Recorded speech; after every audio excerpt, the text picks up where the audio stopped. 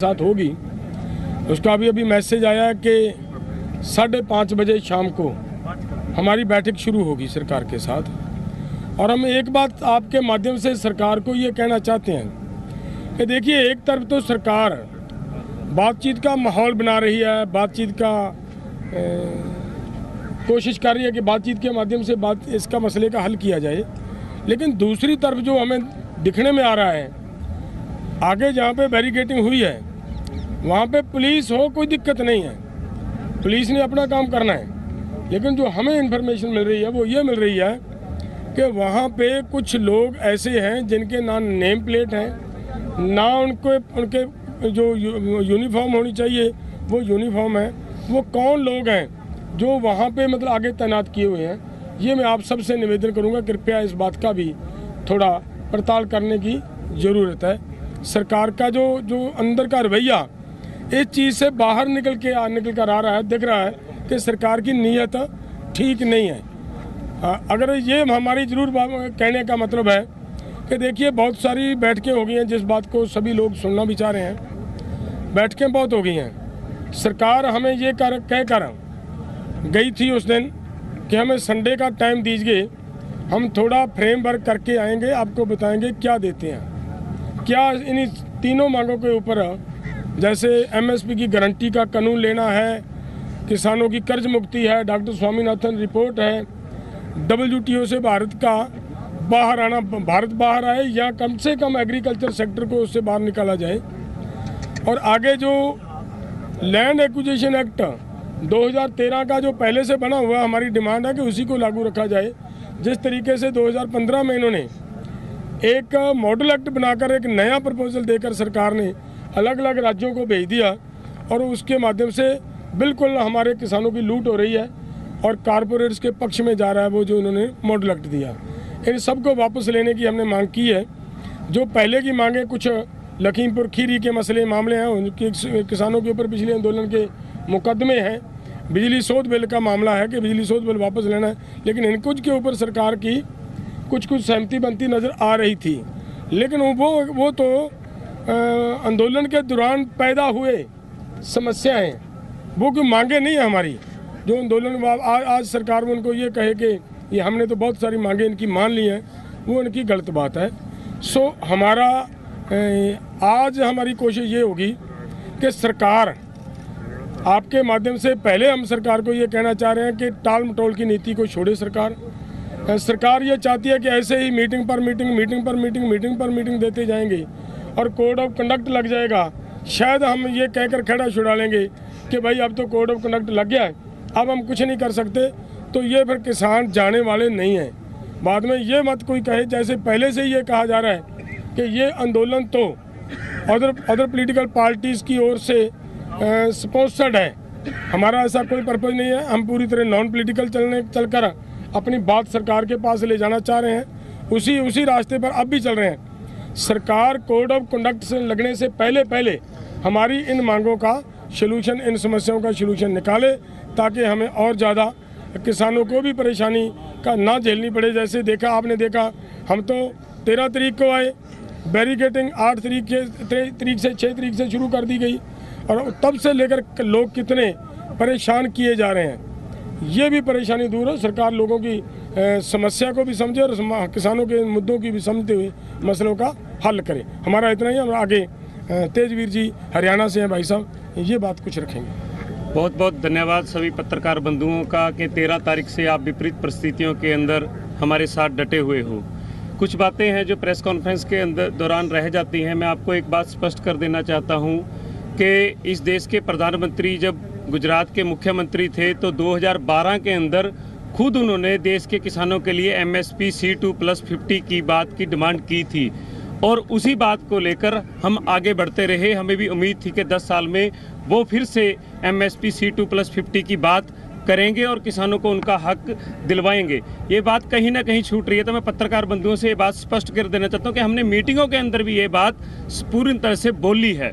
अब मैं आपको हरियाणा की परिस्थितियों से अवगत कराना चाहता हूं कि आपने देखा है कि हरियाणा के अंदर पूरे BSF CRPF लगाने के बाद, नोटिस निकालने के बाद और घरों पर छापी मारने के बाद पूरा हरियाणा के अंदर अब लहर उठ चुकी है।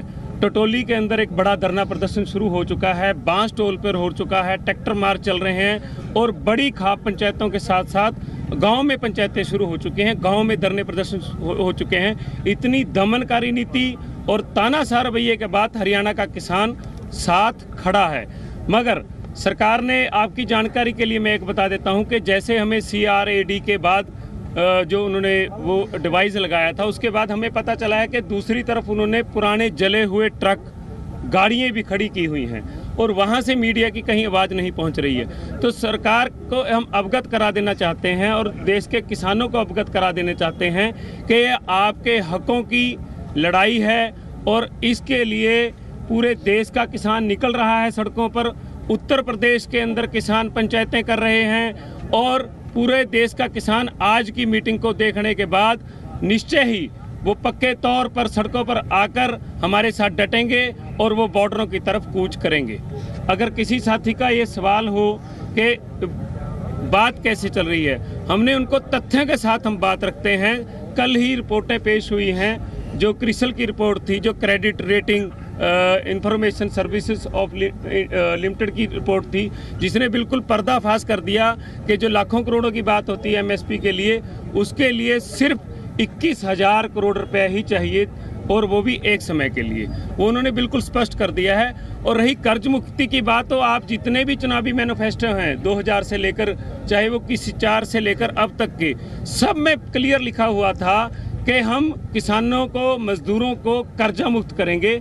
और ये मजदूरों का भी उतना ही मोर्चा है, किसानों का भी उतना ही मोर्चा है और उतना ही मोर्चा है जो देश के आदिवासी जल जंगल जमीन की लड़ाई लड़ रहे हैं, ये उनका भी बराबर का मोर्चा है, अकेला सिर्फ किसानों का मोर्चा नहीं। धन्यवाद। ਡੱਲੇਵਾਲ ਜੀ, ਬਾਕੀ ਕਿਸਾਨ ਜਥੇਬੰਦੀਆਂ ਦੇ ਤੁਸੀਂ ਸੰਪਰਕ ਦੇ ਵਿੱਚ ਹੈਗੇ ਹੋ? ਕਿਉਂਕਿ ਉਗਰਾਹਾਂ ਹੋਣੀ ਵੀ ਲਗਾਤਾਰ ਉਹ ਕਹਿੰਦੇ ਕਿ ਅਸੀਂ ਇਹਨਾਂ ਦੇ ਨਾਲ ਤਾਂ ਨਹੀਂ ਆ ਰਹੇ ਪਰ ਵੈਸੇ ਸਪੋਰਟ ਕਰ ਰਹੇ ਹਾਂ। ਔਰ ਉੱਥੇ ਇਹ ਵੀ ਇੱਕ ਕਿਹਾ ਜਾ ਰਿਹਾ ਕਹਿੰਦੇ ਕਿ ਕਾਲ ਕੀਤੀ ਹੈ, ਬਾਕੀ ਜਥੇਬੰਦੀਆਂ ਨਾਲ ਤਾਲਮੇਲ ਨਹੀਂ ਕੀਤਾ ਗਿਆ, ਇਸ ਕਰਕੇ ਬੜਾ ਸਵਾਲ ਹੋ ਰਿਹਾ ਸਿਸਟਮ ਪੂਰਾ। ਸਵਾਲ ਪੂਰਾ ਪੱਕ ਸਕਦੇ थोड़ा कवर करना एक मिनट सुनो हजे आदमी असी चेंज करके दूजे आदमी बिठा के उन्होंने कुछ बात रखा के फिर सवाल नहीं ਅਸੀਂ ਵੰਡਿਆ ਹੋਇਆ ਪਾਰਟ बिठा लो ਪਾਰਟ ਅਸੀਂ ਵੰਡੇ ਹੋਏ ਆ ਦੋਨੇ ਸਪੀਕਰਾਂ ਦੇ, ਉਹ ਬਾਅਦ ਵਿੱਚ ਲੈ ਲਓ।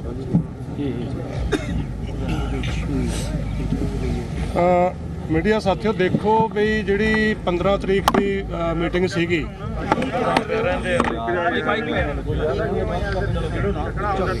ਕੇਂਦਰ ਸਰਕਾਰ ਦੇ ਜਿਹੜਾ ਮੰਤਰੀਆਂ ਦੇ ਵਫਦ ਨਾਲ ਮੀਟਿੰਗ ਸੀ, ਜਦੋਂ ਉਹ ਮੀਟਿੰਗ ਸਮਾਪਤ ਹੋਈ ਹੈ 1:30 ਵਜੇ, ਇਹ ਨੋਟ ਕਰਨ ਵਾਲੀ ਇਹ ਗੱਲ ਹੈ ਵੀ ਉਹਨੂੰ ਇਸ ਸ਼ਰਤ ਤੇ ਹੀ ਗਾਹਾਂ ਆਹ ਮੀਟਿੰਗ ਜਿਹੜੀ ਐਤਵਾਰ ਵਾਲੀ ਮੀਟਿੰਗ ਹੈ ਐਕਸੈਪਟ ਕੀਤੀ ਗਈ ਸੀ। ਬਕਾਇਦਾ ਉੱਥੇ ਜਿਹੜਾ ਸਾਂਝਾ ਲਿਖਤੀ ਜਿਹੜਾ ਬਰੀਫ ਦੇਣਾ ਸੀਗਾ ਪ੍ਰੈਸ ਨੂੰ, ਉਹ ਵੀ ਤੈਅ ਹੋਇਆ, ਜਿਹਦੇ ਵਿੱਚ ਇਹ ਗੱਲ ਬਕਾਇਦਾ ਤੈਅ ਕੀਤੀ ਗਈ ਸੀ ਵੀ ਅਗਲੀ ਮੀਟਿੰਗ ਤਾਂ ਹੋਊਗੀ ਜੇ ਦੋਹਾਂ ਪਾਸਿਆਂ ਤੋਂ ਮਾਹੌਲ ਸਖਾਵਾਂ ਬਣਾਇਆ ਜਾਊਗਾ। ਸਖਾਵਾਂ ਬਣਾਉਣਾ ਕਿਵੇਂ ਬਣਾਇਆ ਜਾ ਸਕਦਾ, ਉੱਧਰੋਂ ਕਿਵੇਂ ਬਣਾਇਆ ਜਾ ਸਕਦਾ, ਸਾਡੇ ਵਾਲੇ ਪਾਸਿਓਂ ਕਿਵੇਂ ਬਣਾਇਆ ਜਾ ਸਕਦਾ, ਇਹ ਵੀ ਬਕਾਇਦਾ ਗੱਲ ਕੰਕਰੀਟ ਤੈਅ ਹੋ ਗਈ ਸੀ। ਸਾਡੇ ਵੱਲੋਂ ਇਹ ਹੋ ਗਿਆ ਸੀਗਾ ਵੀ ਅਸੀਂ ਜਿਹੜਾ ਗਾਹਾਂ ਆਹ ਰੋਕਾਂ ਹਟਾਉਣ ਵਾਲਾ ਐਕਸ਼ਨ ਹੈ ਜਿਹੜਾ ਅਸੀਂ ਇੱਕ ਵਾਰੀ ਰੋਕ ਲਿਆ, ਬਕਾਇਦਾ ਅਸੀਂ ਆਪਦੇ ਵਲੰਟੀਅਰ ਖੜਾ ਕੇ ਉਹਨਾਂ ਤੱਕਰ ਐਤਵਾਰ ਤੱਕਰ ਇਹ ਜਿਹੜਾ ਰੋਕਾਂ ਦੂਰ ਕਰਨ ਵਾਲਾ ਜਿਹੜਾ ਸਾਡਾ ਐਕਸ਼ਨ ਅਸੀਂ ਉਹਦੇ ਰੋਕਤਾ ਸੀਗਾ 13 ਤਰੀਕ ਨੂੰ, ਉਹਨੂੰ ਅਸੀਂ 18 ਤੱਕਰ ਰੋਕ ਕੇ ਰੱਖਾਂਗੇ। ਸਾਡੇ ਵੱਲੋਂ ਇੰਨੇ ਸੀਗਾ, ਅਸੀਂ ਆਪਦਾ ਜਿਹੜਾ ਉਹ ਕਮਿਟਮੈਂਟ ਸੀਗਾ ਸਾਡਾ ਉਸ ਸਾਂਝੀ ਮੀਟਿੰਗ ਦੇ ਵਿੱਚ, ਅਸੀਂ ਮਤਲਬ 15 ਤੋਂ ਬਾਅਦ 18 ਤੱਕ ਤੁਸੀਂ ਦੇਖਦੇ ਹੋ ਬਕਾਇਦਾ ਸਾਡੇ ਵਲੰਟੀਅਰ ਖੜੇ ਕਰਕੇ ਅਸੀਂ ਰੋਕਾਂ ਹਟਾਉਣ ਵਾਲਾ ਐਕਸ਼ਨ ਰੋਕਿਆ ਹੋਇਆ।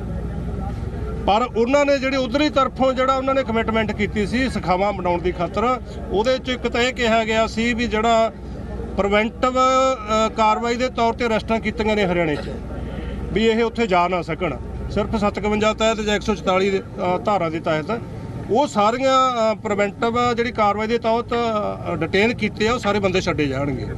ਦੂਜਾ ਜਿਹੜਾ ਹੈਗਾ ਇੰਟਰਨੈਟ ਹੈ, ਇੱਧਰ ਪੰਜਾਬ ਦੇ ਵਿੱਚ ਖਾਸ ਕਰਕੇ ਜਿਹੜਾ 3 ਜ਼ਿਲ੍ਹਿਆਂ ਦੇ ਵਿੱਚ ਬੰਦ ਹੋਇਆ ਪਿਆ, ਇੰਟਰਨੈਟ ਬਹਾਲ ਕੀਤਾ ਜਾਊਗਾ।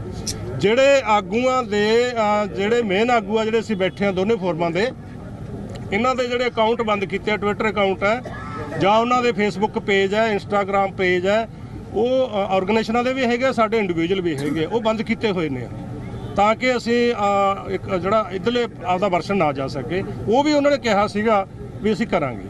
ਪਰ ਹੁਣ ਤੱਕ ਦੀ ਜਿਹੜੀ ਰਿਪੋਰਟ ਸਾਨੂੰ ਮਿਲੀ ਆ, ਨਾ ਤਾਂ ਉਹਨਾਂ ਨੇ ਉਹ ਜਿਹੜੇ ਡਿਟੇਨ ਕੀਤੇ ਬੰਦੇ ਸੀ ਹਰਿਆਣੇ 'ਚ ਉਹ ਵੀ ਨਹੀਂ ਛੱਡੇ, ਜਿਹੜੇ ਉਹਨਾਂ ਨੇ ਨੈੱਟ ਚਾਲੂ ਕਰਨ ਦਾ ਕੀਤਾ ਸੀ ਉਹ ਵੀ ਨਹੀਂ ਹੋਇਆ, ਜਿਹੜੇ ਇਧਰੋਂ ਅਕਾਊਂਟ ਬੰਦ ਕਰਨ ਦਾ ਪੇਜ ਬੰਦ ਕਰਨ ਵਾਲਾ ਜਿਹੜਾ ਉਹਨਾਂ ਦਾ ਕੀਤਾ ਸੀ, ਤਿੰਨੇ ਹੀ ਨਹੀਂ ਹੋਏ ਇਹ।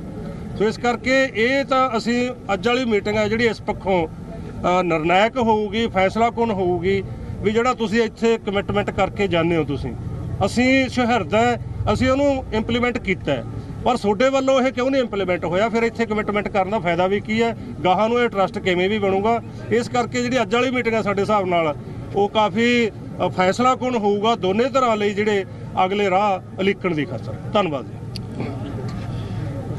ਪੱਤਰਕਾਰ ਦੋਸਤੋ, ਜਿਸ ਤਰ੍ਹਾਂ ਪਿਛਲੀਆਂ 4 ਮੀਟਿੰਗਾਂ ਹੋਈਆਂ ਨੇ ਔਰ ਸਰਕਾਰ ਨੂੰ ਪੂਰੇ ਤੱਥਾਂ ਦੇ ਨਾਲ ਹਰ ਚੀਜ਼ ਜਿਹੜੀ ਆ ਉਹ ਪੇਸ਼ ਕੀਤੀ ਗਈ ਆ, ਇਸ ਕਰਕੇ ਇਸ ਤਰ੍ਹਾਂ ਫੂਲ ਜੀ ਨੇ ਦੱਸਿਆ ਅੱਜ ਦੀ ਮੀਟਿੰਗ ਜਿਹੜੀ ਆ ਬਹੁਤ ਮਹੱਤਵਪੂਰਨ ਆ।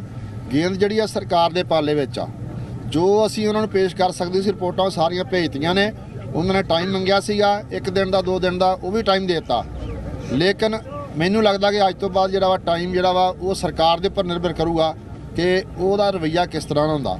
ਮੇਰੀ ਇੱਕ ਹੀ ਬੇਨਤੀ ਆ ਕਿ ਭਈ ਇਸ ਦੇਸ਼ ਦਾ ਪ੍ਰਧਾਨ ਮੰਤਰੀ ਆਪਣੇ ਆਪ ਨੂੰ ਬੜੇ ਬੋਲਡ ਡਿਸੀਜਨ ਲੈਣ ਵਾਸਤੇ ਜਾਣਿਆ ਜਾਂਦਾ।